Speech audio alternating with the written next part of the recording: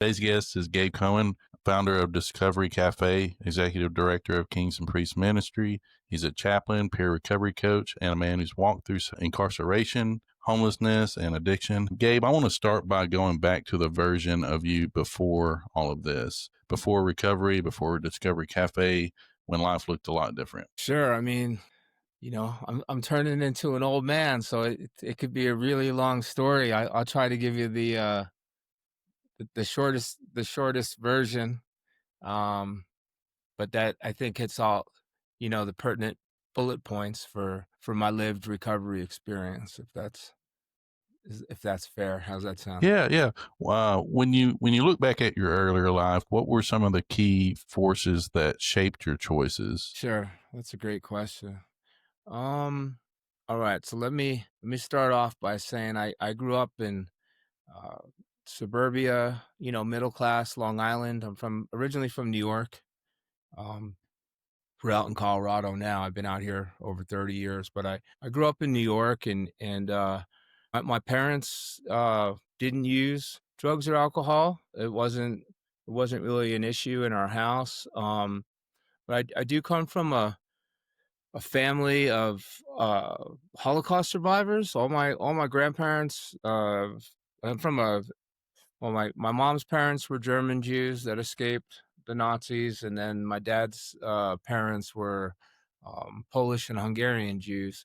And we didn't grow up in a religious home. I guess you would call it like Reform Judaism. We didn't belong to a synagogue, but I was educated, to never forget the Holocaust. And like when my grandparents came up, it was like put all your toy soldiers away or put your like fake guns away. And I just remember trying to understand like how come I couldn't wear camouflage pants, because I kind of went through my army phase in 8th grade, and my ninja phase, um, but they would talk about the trauma of the war, and I would look at, be shown photographs of the horrific trauma that the Jewish people went through, and at that time.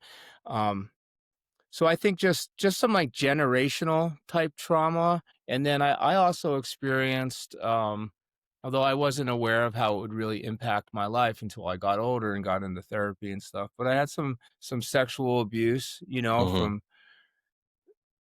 not family, but people in neighbors, basically, people of trust, and just kind of grew up feeling like this is a scary world, and um I really wanted to be I felt like if I could be a tough guy, um I could protect myself and my family, and so I kind of gravitated to kind of like that macho kind of I guess tough guys, if you will, that were in my neighborhood, and started using drugs and alcohol as a teenager. Was kind of depressed, I guess. Didn't really know what was going on with me, but I always just the messages of not feeling good enough. Didn't have much reinforcement, I guess, positive reinforcement from my father, although he was a good, honest man.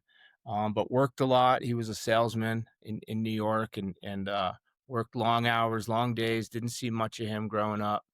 Um, when I was 15, I got arrested for my first well, I mean, it was we were messing around with a pellet gun, and we were shooting at cars.